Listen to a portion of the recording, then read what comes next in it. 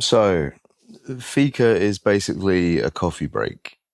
You sit down, you have coffee, maybe something small to eat, and for a little while you stop being useful, which does not sound especially punk, but I think it might be.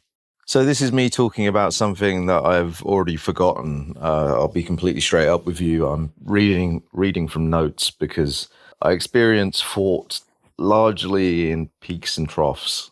I go from this sort of like blankness where I can barely function for the lack of thought to spells of like numinous realization where the world suddenly seems like the most fascinating place imaginable. Occasionally, I have the forethought to write down what I'm thinking at the time, and then sometimes I'm in enough of a stable state to actually make a YouTube video, and you get this. My first real encounter with Swedish culture came when I was about 18 through a book called The 100-Year-Old Man Who Climbed Out of the Window and Disappeared. For reasons I can't really be bothered to go into, I had to read the entire thing aloud to somebody else. It may be the only time in my life that I actually absorbed a book. I was probably the perfect age for it.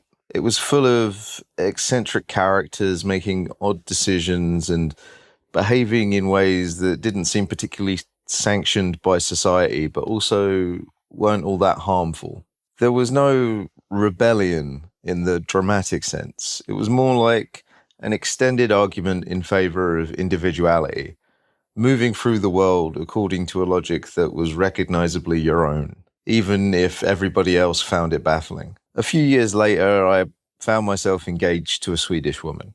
She tried to teach me the language. Swedish is pleasant to speak, and at least at the beginning, it was particularly easy to learn. And somewhere around then, I learnt about Fika.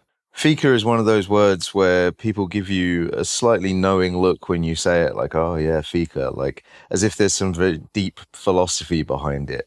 It is a cultural phenomenon. It has a proper meaning, but it also basically just means a coffee break.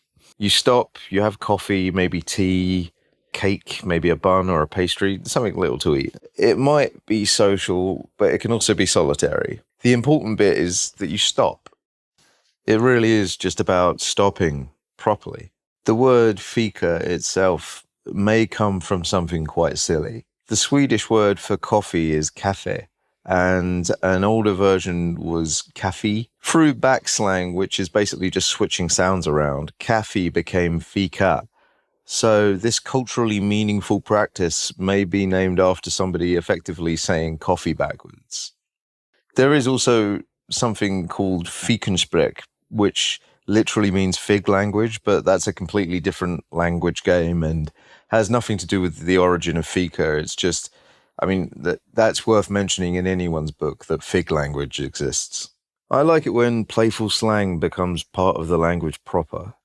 A language that's got any sort of longevity in it gets pulled around by the people using it. It's something I'm in favor of, even if there are now people out there in public that are adults and 10 years younger than me, and I don't know what they're saying. Anyway, what interested me most about Fika was not where the word came from, it was the stopping of it all. I actually spent some time practicing it. If you can practice something as simple as stopping and having a coffee, I guess I more observed it. There was something that seemed incredibly important in recognizing the difference between drinking coffee and taking coffee. I like that phrase, taking coffee. It feels more in line with coffee's personality. It is an interesting and sometimes beautiful tasting liquid, and also one of the world's most popular drugs.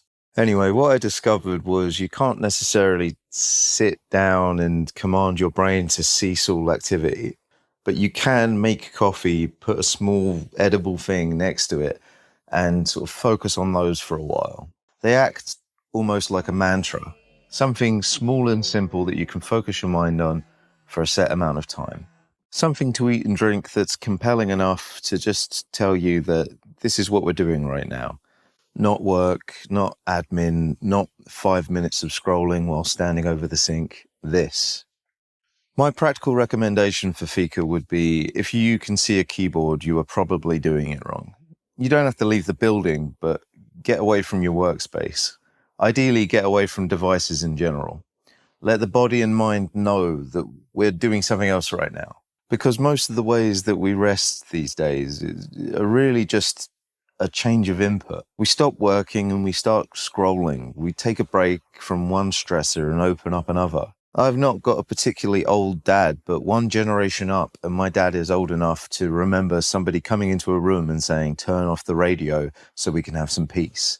These days, if you walked in on someone doing nothing but listening to the radio, you would think that you'd encountered a remarkably chilled out person. Like, who is this guy and how can I attend one of his Zen retreats? There was such a thing as doing fuck all. Proper fuck all. Lying down, staring at the ceiling, nothing playing, no gentler form of input, no ambient rain sounds, just peace. Now if you lie down and stare at the ceiling, you are practicing some sort of intentional lifestyle choice. And for a lot of people, the only way they go to sleep is when their brain chemistry finally overpowers them. Their phone has to hit them in the face for the second time because they've passed out holding it above their head. That is their experience of the peaceful process of fading away into sleep.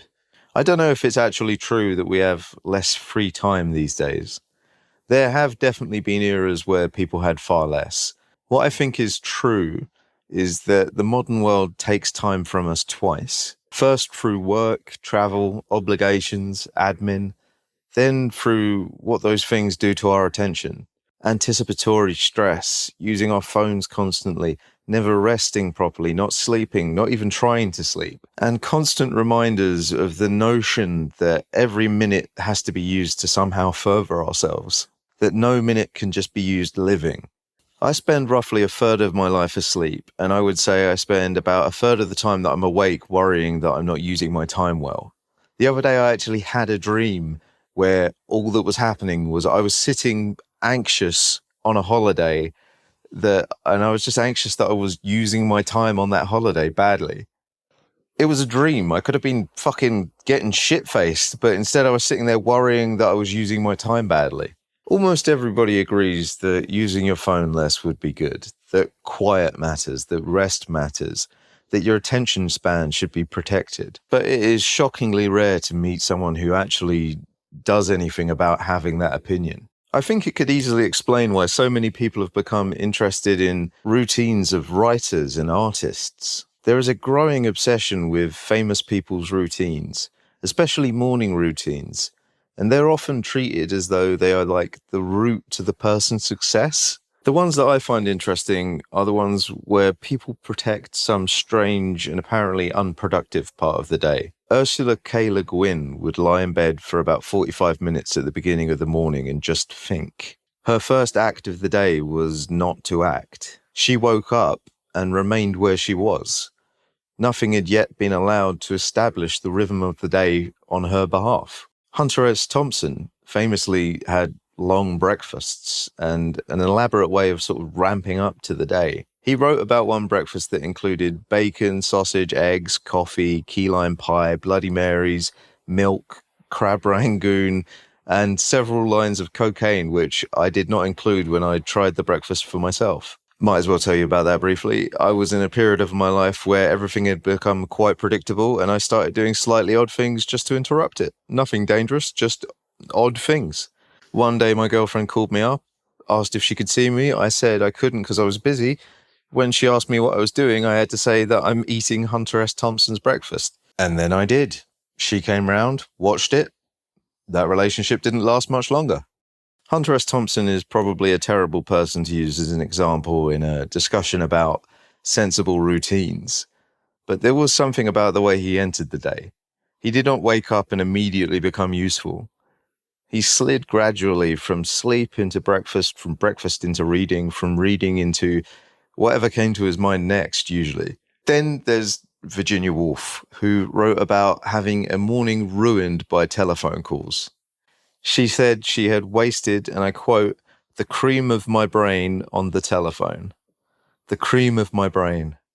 That is one of the most beautiful turns of phrases I've ever heard. Slightly gross, but yeah. And she was talking about an actual telephone. Woolf wasted the cream of her brain speaking to people. These days, we can waste the cream of our brain on the telephone by like watching someone fucking restore an old rug on Instagram or something before we're even upright. This feels like it's gone off course, and I know that Fika is not the same as Ursula K. Le Guin lying in bed, and it's not the same as Hunter S. Thompson having a huge breakfast. But what all these people are doing is creating an anteroom between being alive and being useful. They don't wake up and automatically let the first external demand establish the rhythm of their day.